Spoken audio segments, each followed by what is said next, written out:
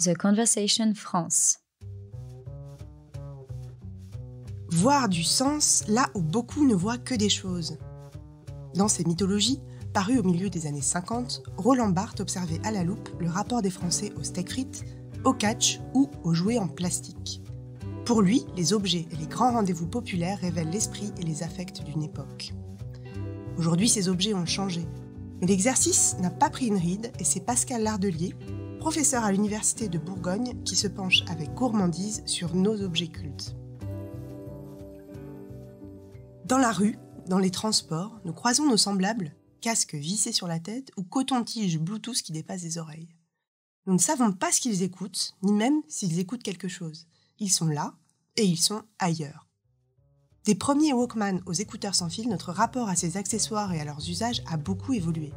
D'ailleurs, Pascal, je crois que vous avez une anecdote à ce sujet. Oui, Sonia, j'en ai fait une anecdote. Il y a quelques mois, j'étais dans un train et j'étais obligé de répondre au téléphone. Et je déteste répondre au téléphone dans les trains. Là, j'y étais contraint, donc j'ai répondu et j'ai traversé la voiture avec la main qui protégeait du son et je me suis soudain aperçu que je ne dérangeais personne. Je ne dérangeais personne en parlant. Pourquoi ? Parce que toutes les personnes qui voyageaient avec moi avaient un casque sur les oreilles, écoutaient de la musique ou regardaient des films ou la télé ou des séries. Et donc, c'est vraiment un choc que j'ai eu. Et cette anecdote, c'est un signe des temps. Ça signifie que nous sommes dans une société qui nous a en quelque sorte archipélisés et que nous sommes des petits îlots et que sous nos casques, derrière nos oreillettes Bluetooth, nous sommes en quelque sorte coupés du monde extérieur, protégés des agressions ou des sollicitations possibles. Et donc, c'est quelque chose qui, effectivement, mérite d'être interrogé à sa juste valeur. De quoi est-ce qu'on se protège finalement ? Quelles sont ces sollicitations dont vous parlez ? Alors, on se protège des 1000 sollicitations, bien évidemment, de la pub, de toutes ces musiques d'ambiance assez envahissantes, il faut le reconnaître quand même. On se protège en ville des bruits de circulation, de chantier, etc., etc. On se protège des éclats de voix qui peuvent nous agresser, nous blesser. Et puis surtout, on se protège des sollicitations d'autrui. Et donc, c'est vrai que le casque, c'est l'arme fatale de ce que Erving Goffman appelait le par-engagement. Le par-engagement, c'est cette barrière qu'on va mettre dans un lieu public entre soi-même et les autres, afin de ne pas entrer en relation. Eh bien, c'est vrai que le casque, on peut vous demander une pièce ou vous demander le chemin ou quoi d'autre. Eh bien, quand quelqu'un voit en public que vous avez des oreillettes, il sait que vous êtes de fait coupé à toute possibilité d'échange et de dialogue. Donc, c'est un peu l'arme fatale d'un espèce d'individualisme qui, pour le coup, est connecté, est bien connecté. Mais c'est vrai que le casque, il nous individualise. C'est une invitation à écouter des choses, etc., etc. Mais d'un autre côté, c'est une interdiction de la relation sociale de fait. On pourrait se demander aussi si on ne vit pas déjà dans les métaverses avec nos casques, puisque ça permet de vivre deux vies en parallèle.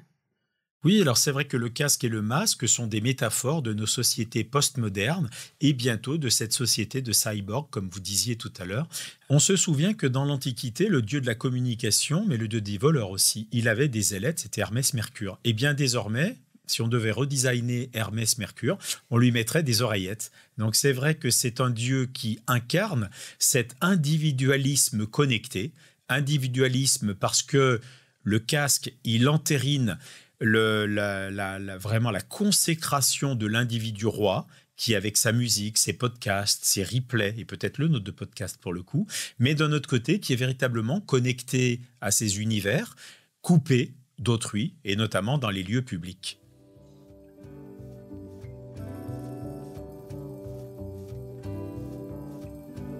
Ces casques, quand ils prennent la forme d'oreillettes Bluetooth, on les fait presque disparaître en fait.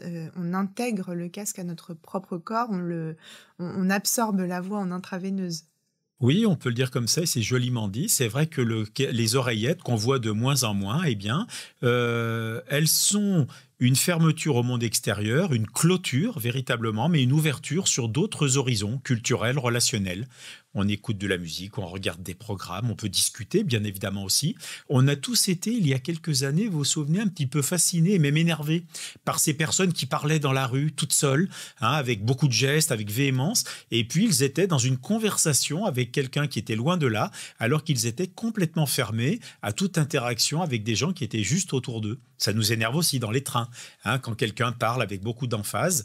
Il a les oreillettes qu'on ne voit plus pour le coup, donc c'est un espèce de soliloque, et pour le coup, on sait que la personne, elle est dans une espèce d'autre univers. Alors, c'est pas encore tout à fait le métaverse, mais on est déjà dans des espèces d'univers virtuels où, fermés à la vraie vie, on est ouvert à d'autres horizons culturels et relationnels, à d'autres relations qui prennent forme et corps via justement le Bluetooth. Et puis, il y a quelque chose d'un petit peu sacré, puisqu'on entend des voix qui viennent d'ailleurs. Jeanne d'Arc sort de ce corps, pourrait-on dire. Mais en tout cas, c'est vrai que par la magie du Bluetooth, ce qu'on entend, il n'y a même plus besoin de fil, comme il y a quelques années où on était relié au téléphone. Et c'est vrai que maintenant, ce sont les ondes qui nous amènent des univers, qui nous amènent des horizons dans lesquels nous voyageons via la voix.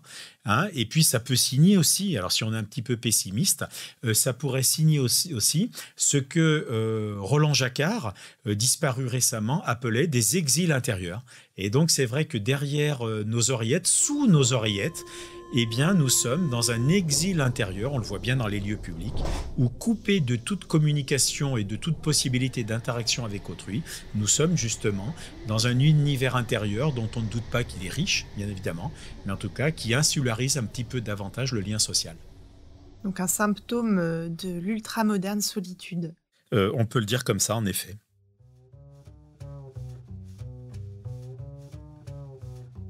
Il y a un autre aspect aussi aux oreillettes Bluetooth, c'est ce côté homme ou femme d'affaires que ça donne immédiatement. Oui, c'est vrai qu'il y a encore un imaginaire qui est celui des films qui nous montraient les premières personnes bardées de ces oreillettes, et c'était forcément des personnes importantes qui, même en marchant dans la rue, même dans les transports, traitaient des affaires. Et c'est vrai que le casque, notamment pour les gens qui parlent en marchant avec les oreillettes, il annihile toute idée d'oisiveté, de flânerie mentale, d'imaginaire. C'est vrai que partout, tout le temps, on travaille. On fait avancer les dossiers.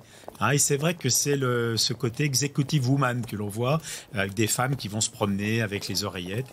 Et c'est vrai que l'idée de la flânerie urbaine, elle est un petit peu mise sous l'éteignoir par les personnes, notamment en conversation avec les oreillettes. On devient nous-mêmes des petites machines dotées d'une antenne, finalement. Oui, nous sommes des insectes qui ne disent pas leur nom, alors puisqu'avec nos antennes, effectivement, nous captons des ondes et puis nous les traitons, nous les rediffusons. Et c'est vrai que nous sommes perpétuellement affairés, perpétuellement en affaires avec des personnes qui ne sont pas là, mais qui font des choses importantes avec nous, pour le coup. Est-ce que ce n'est pas aussi un syndrome de la Startup Nation, ces oreillettes Bluetooth ? Ça peut l'être. Alors l'allusion, elle est un petit peu macronienne, elle est assumée, et c'est vrai que pour filer la métaphore, on pourrait dire que ceux qui sont tout le temps connectés avec leurs oreillettes, qui parlent dans les lieux publics, les sourcils froncés, etc., ils sont en première ligne, ce sont les premiers de cordée d'Emmanuel Macron, ceux qui font effectivement avancer, et pour cause, ils travaillent partout, tout le temps. Et ils ne sont pas dans une flânerie à écouter de la musique, mais même dans les lieux publics, on les voit tellement souvent dans les gares, n'est-ce pas ? Et là, ils sont en train de travailler, de faire avancer les dossiers, de traiter des choses importantes. Et oui, pour le coup, je crois que l'un des symboles de la Startup Nation, c'est bien l'oreillette. Il me reste à souhaiter une bonne écoute à nos auditrices et auditeurs avec leurs casques ou leurs oreillettes. Merci beaucoup, Pascal Lardemi. Merci à vous, Sonia Zanad.